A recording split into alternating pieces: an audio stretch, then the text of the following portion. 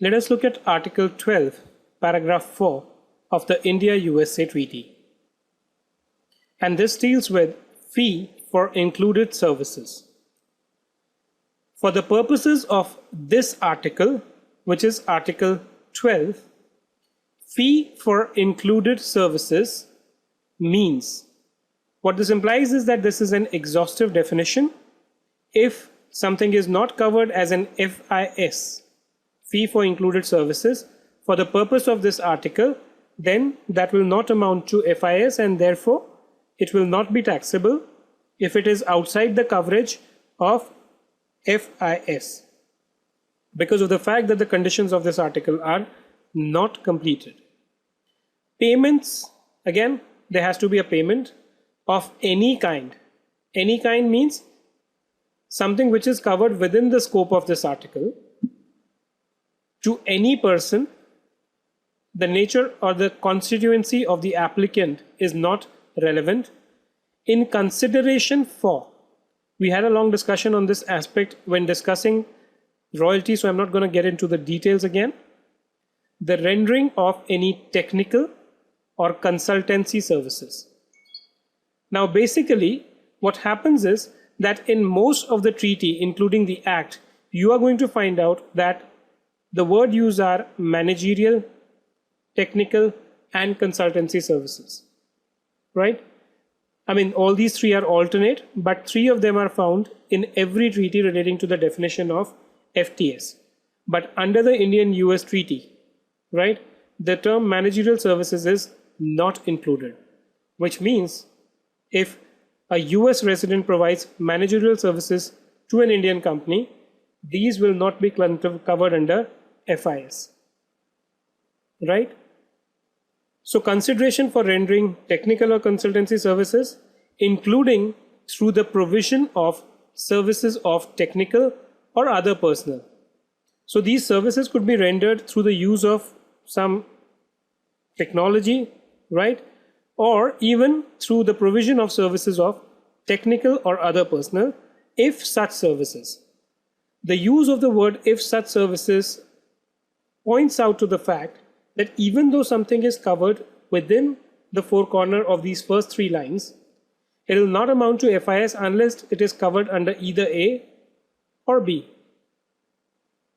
So if such services are ancillary and subsidiary to the application or enjoyment of the right, property or information for which a payment described in paragraph 3 is received, right? What was paragraph 3? Paragraph 3 was basically royalty. So if you allow someone the use of an equipment which amounts to royalty, and alongside you also provide certain services which are ancillary and subsidiary to the application or enjoyment of that equipment, the right to use that equipment, then that will be covered as FIS. Second, make available technical knowledge, experience, skill, know-how or process, or consist of development and transfer of a technical plan or a technical design. Now what this means is, and we are going to discuss in detail the meaning of the term make available, because this is one of the most differentiating factor which is there in the India-US treaty and makes a lot of difference to the taxability of the payment under consideration. So if a payment makes available technical knowledge, experience, skill, know-how or process to the recipient, right? So suppose a service provider and service recipient exist. When a service provider provides a service, he makes available any of the following, which is technical knowledge, experience, skill, etc., to the service recipient, then it will amount to FIS. What is make available? While we are going to see the technical definition, what this means is that if X, so let's say X is the service provider, provides the services to Y, if the mode of service is such that he enables Y to himself perform these services next time around, it is said that he has made available the technical knowledge etc. to Y, right? Or consist of development and transfer of a technical plan or a technical design. We'll see example for this as well. So meaning of FIS, services which are ancillary and subsidiary to royalty, right? Which all services are covered? Technical, managerial, consultancy. In India, US, this is not covered. These two are covered. But when are these services covered? These are covered when they make available. If they do not make available, not covered within FIS and hence not taxable.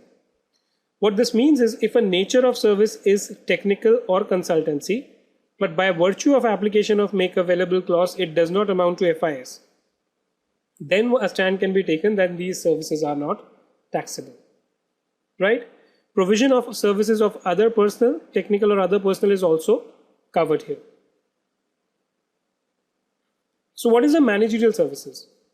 A manager basically administers or supervises the affairs of the business. He decides how a business is to be run. He controls, directs, and administers the business. And then the management refers to the management of the affairs that are directed towards adoption and carrying out of the policy of the organization. Right? If these conditions are satisfied, they amount to managerial services. Technical services, they are the ones which involve or concern with mechanical arts and applied sciences. They require some special skills or knowledge relating to a technical field for the provision of services. However, if you are just using technology, but there's no human touch, it is not amounting to technical services, right? And again, in case of a sale agreement versus a service agreement, agreement for services are covered under this clause, sale agreement are not covered. Consultancy, that means basically that you are seeking certain advice or opinion or recommendation of a person. Advised by a person like a professional having certain special qualifications, etc. Advice of a routine nature are not covered. Technological expertise is not essential to provide consultancy services.